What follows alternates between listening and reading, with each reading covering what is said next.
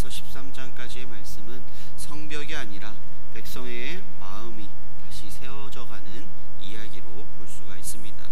그래서 오늘 본문은 이스라엘의 죄가 얼마나 깊었는가를 말하는 것이 아니라 하나님의 은혜가 얼마나 끊이지 않았는가에 대해 보여주고 있는 것을 우리는 보게 됩니다. 먼저 1절 말씀에 보면 그달 29날에 이스라엘 자손이 다 모여 금식하며 붉은 베옷을 입고 티끌을 무릅쓰며 라고 말씀합니다. 금식은 죄 앞에서 느끼는 그 절박함을 말씀하며, 굵은 베옷은 스스로 낮아짐을 상징하며, 티끌은 하나님 앞에 세상의 무가치함을 고백함을 볼 수 있습니다. 여기 1절 말씀에서는 성벽이 세워져도 하나님과의 관계가 무너지면 아무것도 세워진 것이 아님을 이스라엘은 정확히 알고 있었음을 보여주고 있습니다. 그리고 그 말씀을 통해서 죄를 깨닫고 회개하는 이스라엘 백성들의 모습을 보게 됩니다. 3절 말씀에 보면 이날의 낮 4분의 1은 그 제자리에 서서 그들의 하나님 여호와의 율법책을 낭독하고 낮 4분의 1은 죄를 자복하며 라고 말씀합니다.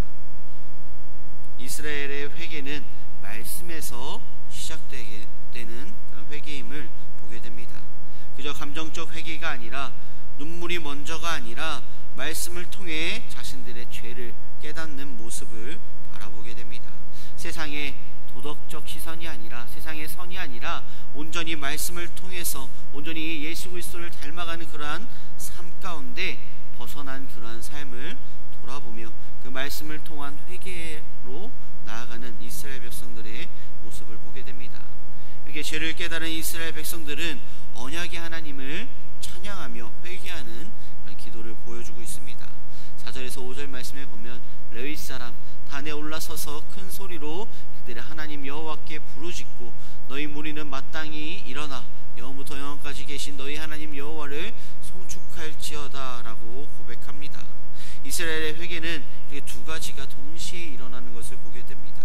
하나님의 위대하심을 높이고 자기의 죄를 낮추고 있는 그런 모습, 또한 하나님을 찬양하는 그런 모습을 보이게 됩니다. 우리의 회개도 이렇게 되어야 합니다. 회개란 무엇일까요? 나의 죄만 바라보며 무너지는 것이 아니라 하나님을 바라보며 다시금 일어나는 것이 진정한 회개입니다. 또한 이스라엘 백성들의 회개는 창조의 하나님을 인정하는 회개로 이어집니다. 6절 말씀에 보면 오직 주는 여호와시라 하늘과 하늘들의 하늘과 일월 성신과 땅과 땅 위의 만물과 바다와 그 가운데 모든 것을 지으시고 다 보존하시오니 모든 천군이 주께 경배하나이다 라고 말씀합니다. 내가 단순히 죄를 지었습니다가 아니라 하나님은 누구신가를 고백하는 회개임을 보게 됩니다. 이스라엘은 하나님은 창조주시며 지금도 보존하시는 분이시며 라고 고백합니다. 그들은 성벽을 세웠지만 성벽이 자신을 지키는 것이 아니라 그 성벽을 짓게 하신 하나님께서 그들을 지키심을 다시금 고백합니다. 또한 아브라함의 말씀을 통해 고백하고 있는 것을 보게 됩니다.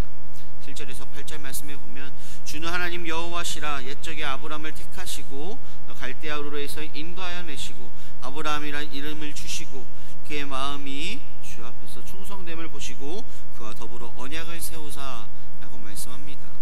그들은 이렇게 고백합니다. 아브라함이 하나님을 선택한 것이 아니라 하나님이 아브라함을 택하시고 보호하심을 말씀하고 있습니다. 이스라엘의 정체성은 선택받은 자, 선민, 즉 선택받은 민족이라는 것입니다. 그들이 선택된 이유는 무엇이었을까요? 종교적 우수함 때문이 아니라, 도덕적 성숙 때문이 아니라, 민족적 뛰어남 때문이 아니라 오직 하나님의 사랑이 먼저였습니다. 우리의 신앙도 그렇습니다. 우리가 하나님을 붙든 것이 아니라 하나님께서 우리를 먼저 붙드셨습니다. 또한 하나님께서 우리를 먼저 사랑하셔서 예수 그리스도의 십자가의 보혈로 인해서 우리를 구원의 길로 인도하셨습니다. 우리가 예배 자리에 앉아있는 것, 우리가 여전히 하나님을 찾고 있는 것, 그 자체가 이미 은혜의 역사입니다. 이렇게 우리는 반복해서 넘어졌지만 또한 하나님은 반복해서 우리를 일으키시는 은혜를 베풀어 주셨습니다. 아브라함을 부르신 하나님, 홍해를 가르신 하나님, 광야에서 만나와 구름 기둥으로 인도하신 하나님은 은혜로 말미암아 이스라엘 백성들을 보호하셨고 그들과 함께 하셨습니다. 그런데 그들은 어떠했나요? 말씀을 잊고 우상을 섬기며 자기 고집을 쫓고 하나님을 잊은 채 살아갔습니다. 그렇지만 하나님은 어떠한 하나님이셨을까요? 17절 말씀에 보면 그러나 주께서는 용서하시는 하나님이시라 은혜로우시며 긍휼히 여기시며 덜이 노하시며 인자가 풍부하심으로 그들을 버리지 아니하셨나이다 라고 말씀합니다. 우리가 하나님을 놓아도 하나님은 우리를 놓지 않으십니다. 우리가 하나님을 잊어도 하나님은 우리를 잊지 않으시며 우리가 멀어져도 하나님은 따라오십니다. 이것이 하나님의 은혜이며 하나님의 사랑입니다. 그래서 가장 먼저 들어오는 단어는 그러나 라는 단어입니다. 이스라엘은 치명적인 실수를 계속해서 반복합니다.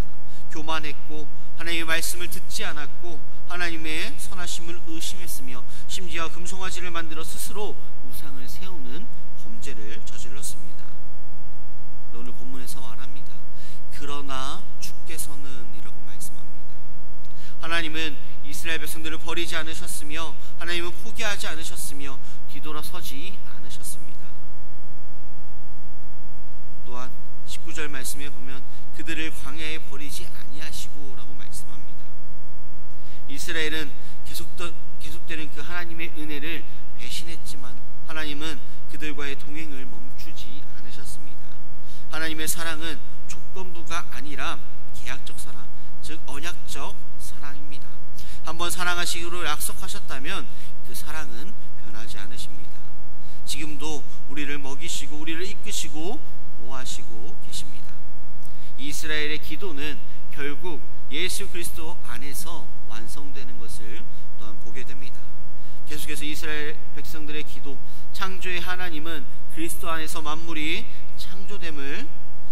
창조됨으로 완성됨을 보여주고 있고 아브라함의 언약은 그리스도 안에서 열방이 복을 받음으로 또한 말씀하며 출애굽의 구원은 그리스도의 십자가를 통한 구원으로 완성됨을 말씀합니다.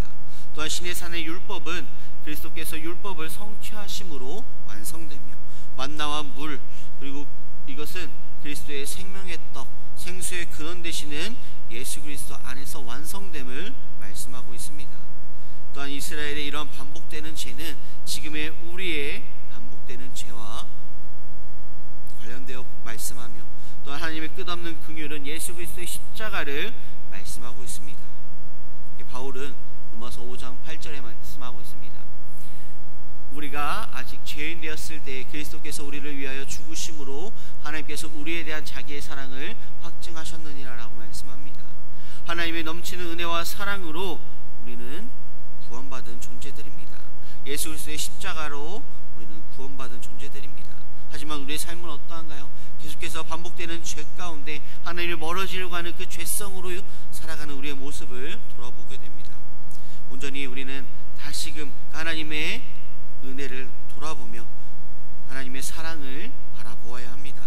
하나님의 은혜와 사랑은 우리의 과거보다 크며 하나님의 긍휼은 우리의 실수보다 깊고 하나님의 사랑은 우리의 실패보다 강합니다.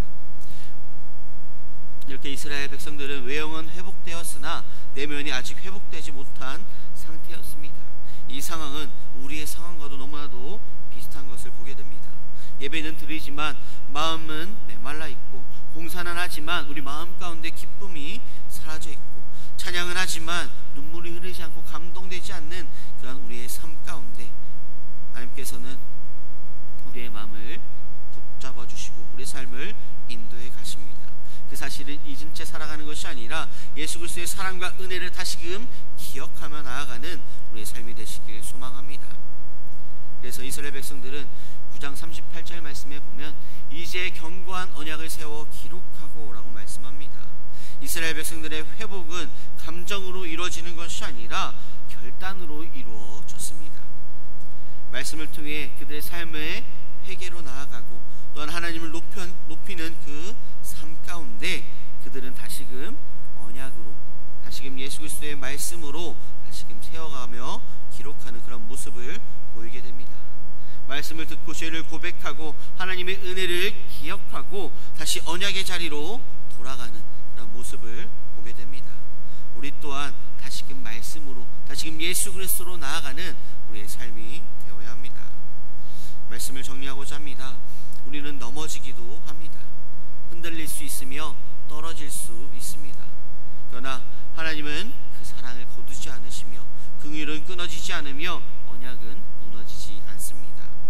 그렇기에 우리는 우리의 삶을 다시금 돌아보며 하나님과 멀어진 우리의 삶을, 우리의 걸음을 다시금 주님께로 향하여 나아가는 우리의 믿음의 삶이 되시길 소망합니다. 기도하시겠습니다. 사랑과 은혜가 충만하신 아버지 하나님, 넘어지고 쓰러지고 지칠지라도 주님을 온전히 바라보지 못하는 우리의 삶 가운데서 있을지라도 다시금 우리의 몸을 돌려 예수 그리스도의 그 사랑, 하나님의 그 은혜와 사랑을 다시금 기억하며 나아가는 우리의 삶을 주님 붙잡아 주시고 인도하여 주시옵소서. 오늘 주님 바라보며 의지하며 살아갈 주 믿사옵고 바라오며 사용하신 예수님의 이름으로 기도드립니다.